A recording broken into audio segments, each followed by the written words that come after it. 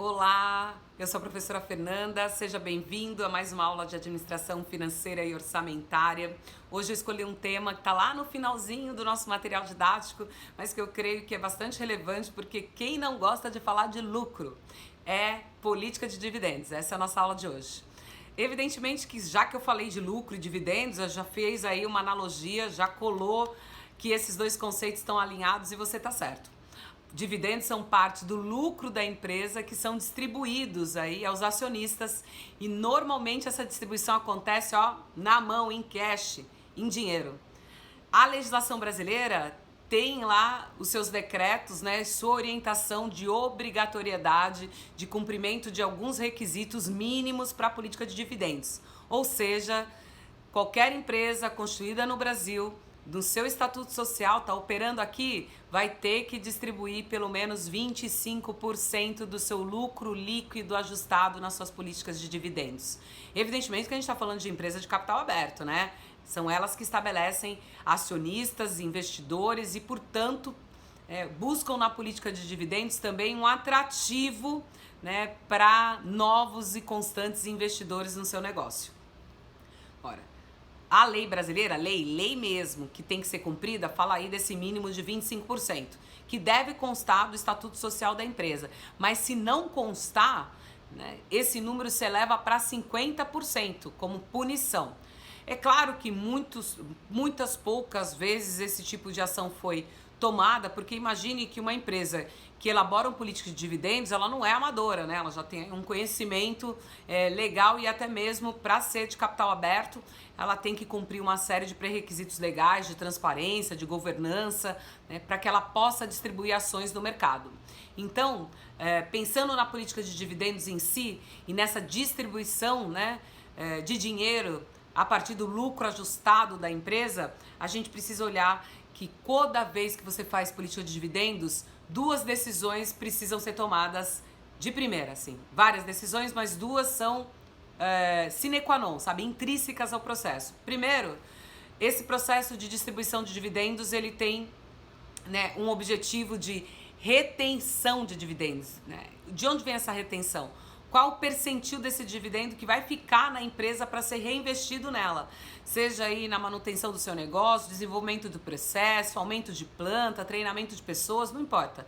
Mas uma parcela significativa do quanto desses dividendos vai ficar retido aqui dentro da empresa. E aí, lógico que a segunda decisão está ligada ao quanto nós vamos distribuir para os acionistas. Então é sobre retenção dos dividendos e distribuição dos acionistas. Essas duas coisas precisam ser decididas, né, pelo board, pela administração financeira, pelos gestores aí que estão inclusos no planejamento estratégico de qualquer organização. Agora, essa porcentagem do lucro líquido que vai ser distribuída aos acionistas, ela é calculada através de um índice, esse índice se chama payout. Né? Pay de pagamento em inglês e out de fora. Como é que a gente calcula o payout? Super fácil.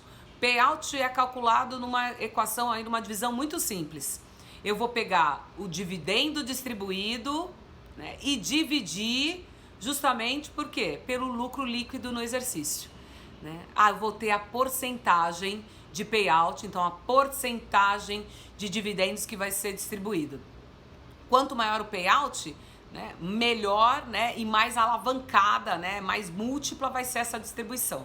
Quanto mais reduzido esse payout, né, o resultado reverso, menor, né, mais tímida vai ser essa distribuição de lucros entre os acionistas. Agora, dentro da literatura que trabalha em finanças, né, que trabalha a política de dividendos, é uma literatura bastante controversa. Quanto mais você se aprofunda, mais você percebe isso. Porque você tem duas escolas muito distintas no que diz respeito a como conduzir a questão da política de dividendos, né, e relacionando ela com o mercado de ações, na verdade, com o valor da empresa. O que faz muito sentido porque a gente está falando de empresas de capital aberto. Então você tem uma corrente aí dentro do estudo das finanças que é reconhecida como teoria da irrelevância dos dividendos. Olha só, o próprio nome já até é quase autoexplicativo. Então, teoria da irrelevância, quer dizer, não é importante dividendos. nesse segmento, nessa escola das finanças, que fala sobre dividendos, ela prerroga que dividendos e valor da empresa não são relacionados, né? Que não existe uma conexão direta entre a política de dividendos da empresa e o valor da ação dessa empresa no seu mercado, né? No mercado acionário, no mercado de capitais. São dois segmentos dentro da organização, duas atividades financeiras que não estão conectadas de nenhuma forma. E aí a gente tem, né, o que é difícil hoje de compreender, né, mas essa teoria de 1960, então a gente tem que lembrar que naquela época o mercado de capitais não era tão pungente como hoje, não era tão interconectado como hoje, nem existia internet, né? Então, o mercado de capitais era algo bastante insípido, vamos dizer assim. Mas existe outro ramo e outra escola, outro segmento dentro de finanças que fala justamente ao contrário, né? É um paradoxo, um de cada lado. Teoria mais expressiva de finanças que fala sobre a relação direta e interdependente, né? Uma depende da outra, está conectada. Entre valor das ações e a política de dividendos é a teoria do pássaro na mão. Então, nessa teoria, que também é lá da década de 60, ela levanta alguns argumentos no sentido que existe uma relação positiva, diretamente proporcional. Quanto maior o valor da ação, maior é a remuneração do acionista, melhor é a política de dividendos. E o inverso também é verdadeiro. Então, o que se acredita, em suma, é que uma política de dividendos, ela reduz a incerteza do acionista quanto ao retorno sobre o investimento que ele fez, né? Ele fica mais tranquilo, fica mais seguro, ele sente que o patrimônio dele, que o investimento dele está preservado por aquele patrimônio. E é isso que as finanças modernas também promulgam, né? Que é muito importante compreender que vários fatores exercem influência sobre a política de dividendos. O valor do papel, né? O valor da empresa é um deles, mas o ambiente macroeconômico, no que diz respeito à inflação, taxa de juros, custo do capital no país, pensar também no ambiente legal, né? Se existem restrições à política de dividendos, quais são as regras, pensar no ambiente político, ou seja, a gente está falando de economia, a gente está falando de finanças, não é só sobre fazer contas, né?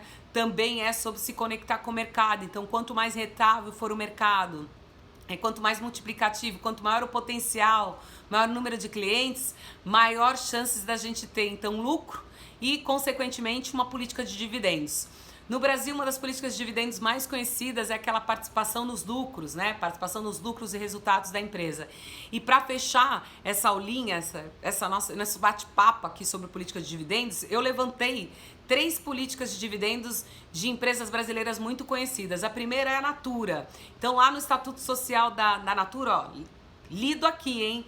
Percentual não inferior a 30% do lucro líquido anual ajustado. Então, a Natura falou, ó, a legislação fala 25, mas para nós é a partir de 30. 30 é o nosso mínimo. Aí sigo para uma outra empresa que tem uma postura bem diferente, que é a conhecida Petrobras. Petrobras fala que não pode ser inferior a 25%. Ok, isso é o que a lei fala. Então, nenhuma novidade na política de dividendos da Petrobras. Por último, eu trouxe Companhia Vale do Rio Doce, que fala, né, no seu Estatuto Social que essa remuneração vai ficar a critério do Conselho, né, respeitando os 25% mínimo da lei brasileira, mas também coloca mais uma informação em relação a quando esse pagamento vai ser feito. Ela fala, ó, parte dessa remuneração, essa remuneração vai ser feita em 2 parcelas, uma vai ser feita em outubro e a outra até o final do mês, até o final de abril do ano seguinte. Então a gente percebe que as empresas não têm aí um manual, nem uma única política de dividendos, né? Cada uma vai tratar isso de acordo com aqueles fatores que a gente conversou, que vão influenciar e vão pesar em cima dessas escolhas, que é sobre reinvestir e sobre distribuir. Espero que vocês tenham gostado. Se tiverem dúvidas, já sabem, entre em contato lá pela plataforma e bons estudos. Até a próxima!